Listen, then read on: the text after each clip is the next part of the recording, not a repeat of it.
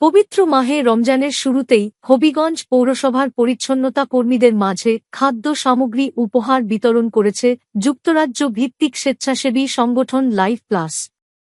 সম্প্রতি হবিগঞ্জ পৌরভবন প্রাঙ্গণে ওই খাদ্য সামগ্রী বিতরণ অনুষ্ঠান যৌথভাবে আয়োজন করে হবিগঞ্জ পৌরসভা ও life plus institute for social advancement Lisa.